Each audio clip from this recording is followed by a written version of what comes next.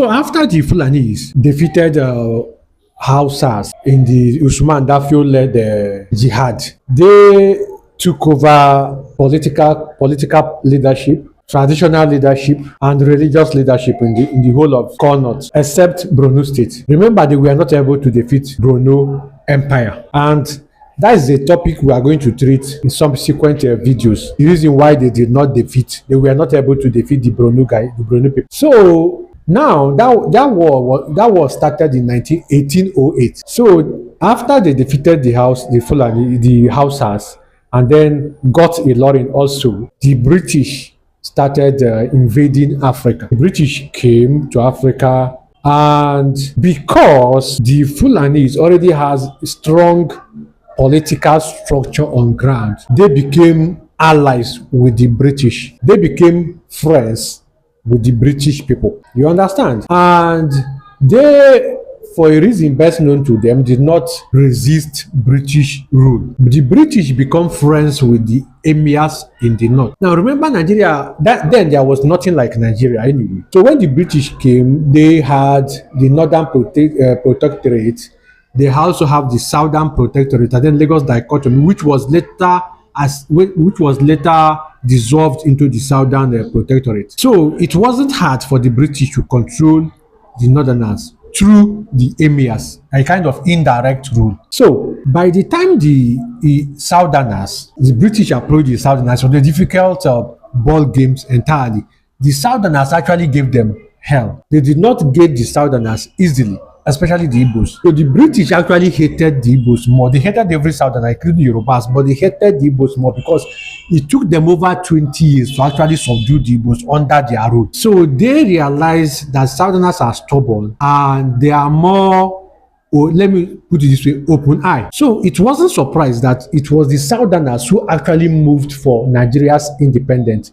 It wasn't the northerners. The Fulanis did not move for the independence of Nigeria. It was actually the southerners who actually moved for the independence of Nigeria. This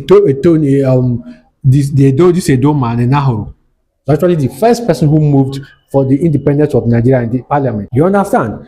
So when the British eventually succumbed to the pressure of handing over to Nigeria, leadership of Nigeria to Nigerians, they had a deal, an official deal with the Hausas, with the Northerners, with Fulanis. So they kind of unofficially handed Nigeria over to the Fulanis. Do you now see the connection to what is happening today? It did not start today. The dominance by the Fulanis in Nigeria today did not start today. It was actually something handed over to them by the British. And they are still in this alliance today. So don't just think that the powers that the Fulanis have today is something that just started or is something that is just within Nigeria. No, the British actually handed them Nigeria unofficially. So how did they do that? The British created political structures that favored the North. In fact, the 1911 census that was actually conducted by the British, or early census that were actually conducted by the British, favored the North. Do you understand now?